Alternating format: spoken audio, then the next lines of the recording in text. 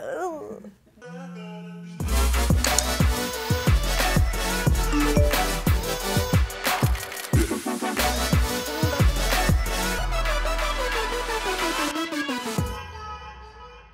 Hey guys, I hope you're all doing well. I hope you're having a good week. I know at the beginning of this week on Monday morning, a lot of us heard about some really unhappy news about a pipe bomb that went off in New York City.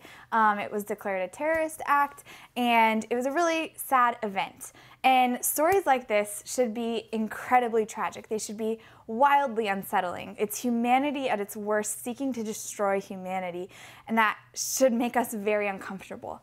Sadly, though, so many stories like this have been happening so frequently that as society, I think we're becoming a lot more numb to these stories, and we're becoming desensitized to them the more normalized they become.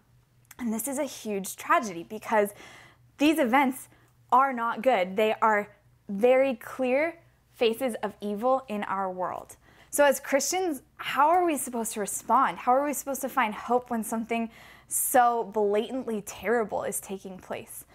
Well, number one, I would suggest that we turn to prayer. We turn to God and trust Him as our Father in all things, and that even when we can't understand terrible things that are taking place, like terrorism, we can trust Him and we can trust His promises.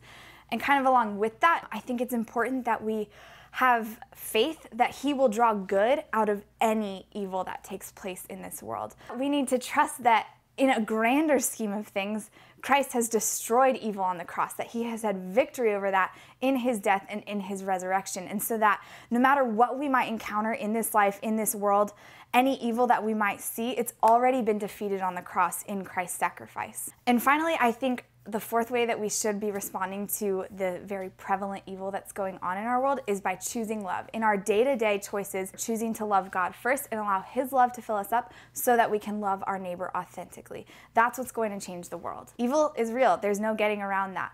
But Christ has overcome evil on the cross, and we can trust in that and have hope in that. There's no reason that we need to lose hope because we know that evil does not have the final word, that God does. So this week, I want you to please join me in praying for those who were affected by the terrorist attack on Monday and by people who are affected by evil all around the globe.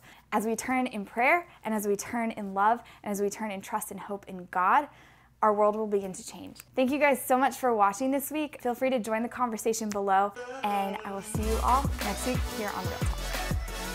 And at some point, we got to the idea of how we should have my guardian angel give my Real Talk, where I introduce my guardian angel and then I leave, but then I come back and I'm my guardian angel and I tell people how I'm the worst. It was so much funnier on Friday at 4 than it is now.